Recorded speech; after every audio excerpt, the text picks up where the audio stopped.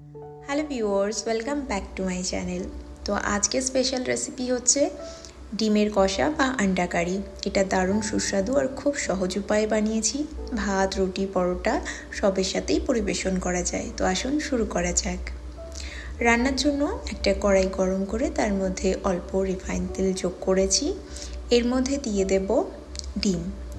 আমি এখানে 5খানা সেদ্ধ ডিম ব্যবহার করছি আর ডিমগুলো এইভাবে একটু চেরা লাগিয়ে নিয়েছি। এতে লবণ, মশলার স্বাদ সব কিছু ডিমের মধ্যে প্রবেশ করতে পারবে।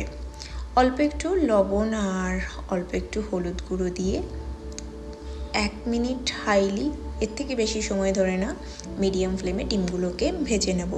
ডিম কিন্তু অতিরিক্ত সময় ধরে কড়া করে ভাজবেন না, এরকম শ্যালো ফ্রাই করে তুলে নেবেন। এতে ডিমটা সফট থাকবে আর তরকারিতে এর টেস্টটাও ভালো হবে।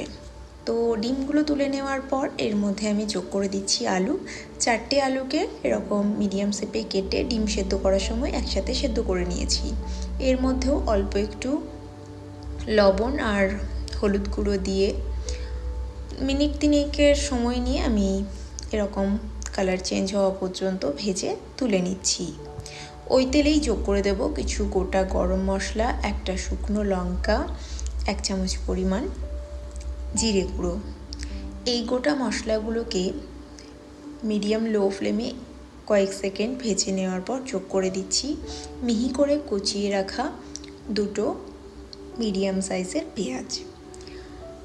মিডিয়াম টু লো ফ্লেমে পেঁয়াজটাকে এরকম সফট হওয়া পর্যন্ত ভেজে নিয়ে এর মধ্যে যোগ করে দিলাম 1 চামচ পরিমাণ আদা রসুন বাটা।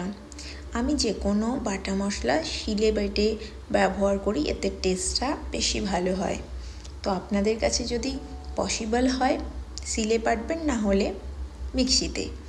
তো আদাটাকে কয়েক সেকেন্ড একটু মিশিয়ে নেওয়ার পর যোগ করে দিলাম একটা টমেটো বাটা। টমেটো বাটাটা কিন্তু আমি মিক্সিতে বেটে নিয়েছি। এরই সাথে যোগ করে দিচ্ছি কাশ্মীরি লাল লঙ্কার গুঁড়ো, হলুদ গুঁড়ো আর ধনে গুঁড়ো। আমি যে কোনো রান্নাতে বাড়ির বাচ্চা যেহেতু খায়, আমি নর্মাল লঙ্কাটা খুব কমই ব্যবহার করি। কাশ্মীরি লঙ্কাটা কালার হয়, ঝাল হয় না, তাই জন্য আমি এটা ব্যবহার করি। তো মশলাটা তেল ছাড়া পর্যন্ত মশলাটা কষিয়ে নিয়ে এর মধ্যে ভেজে রাখা আলু আর ডিমগুলো দিয়ে একটু কষিয়ে নিয়েছি। তারপর এর মধ্যে দিয়ে দিচ্ছি গরম জল। ডিমটা কিন্তু মশলার সাথে মোটামুটি 2-3 মিনিটের জন্য কষিয়েছিলাম। গরম জল দেওয়ার পর এর মধ্যে যোগ করে দিচ্ছি স্বাদ মতন লবণ।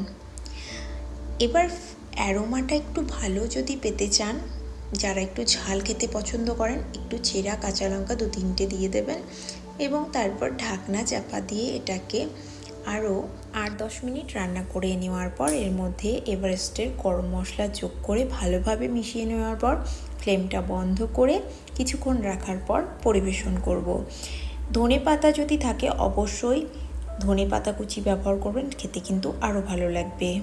তো রেসিপি কেমন লাগলো কমেন্ট করে জানাতে ভুলবেন না। Thank you for watching.